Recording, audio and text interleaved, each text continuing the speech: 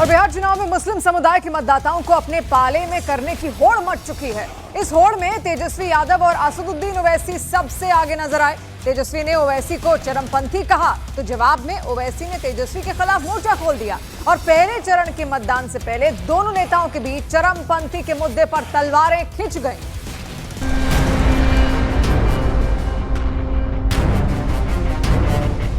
असदुद्दीन ओवैसी का भी मैं सवाल कर दूं, क्योंकि जब आप कह रहे हैं कि सेक्युलर फोर्सेस साथ हों, तो वो उन्होंने तो सबसे कहा बार बार कि हमने तो बहुत खत लिखे, हमने कहा कि वो हमको ले दें। एक्सट्रीमिस्ट की कोई जगह नहीं है।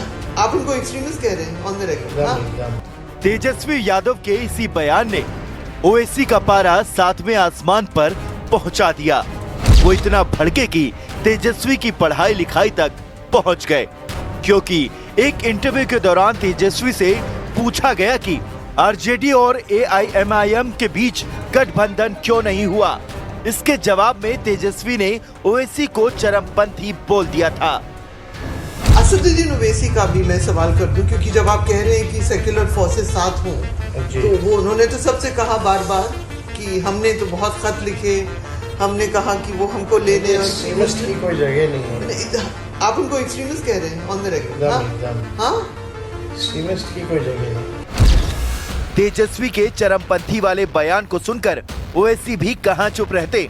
वो एकदम से आगे बढ़े और उन्होंने तेजस्वी से एक्सट्रीमिस्ट यानी कि चरमपंथी की स्पेलिंग पूछ डाली।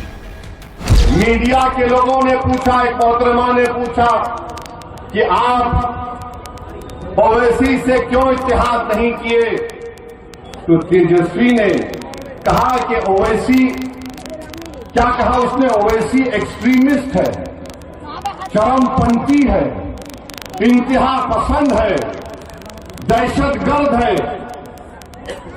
आप बताइए हमको, हम तेजस्वी को बोलेंगे बाबू एक्सट्रीमिस्ट को तुम जरा अंग्रेजी में लिख के बता दो। ओवैसी का मन इतने से नहीं भरा। उन्होंने सीमांचल की अपनी रैलियों में ये मुद्दा उठाना शुरू कर दिया। मुझे चरमपंथी आतंकवादी कहकर तुमने कोचा दामन और सीमांचल की जनता की तौहीन की है। तुमने हैदराबाद, तेलंगाना, महाराष्ट्र और उत्तर प्रदेश की जनता की तौहीन की है। ओवैसी के हमलों के जवाब में तेजस्वी भी चुप नहीं बैठे।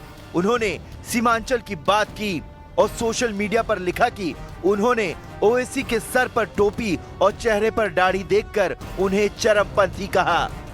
यानी तेजस्वी और ओवैसी के बीच चरमपंथी के मुद्दे से शुरू हुई लड़ाई सीमांचल के इर्द गिर्द मंडरानी शुरू हो गई। माना जा रहा है कि ऐसा मुस्लिम मतदाताओं को अपने पाले में लाने की जद्दोजहद में शुरू हुआ,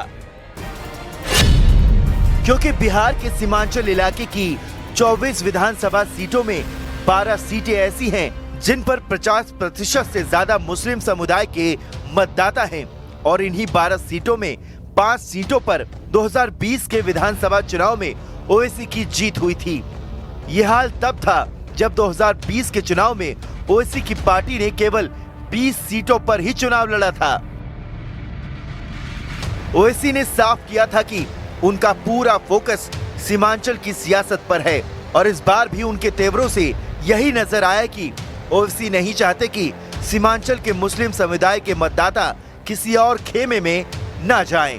शायद इसलिए उन्होंने तेजस्वी के हमलों का जवाब देते हुए सीमांचल की सियासत को तूल दिया। बार बार सीमांचल के मुस्लिम समुदाय के लोगों की बात की और पहले चरण के मतदान से पहले तेजस्वी और ओवैसी के बीच जमकर जुबानी तीर चले।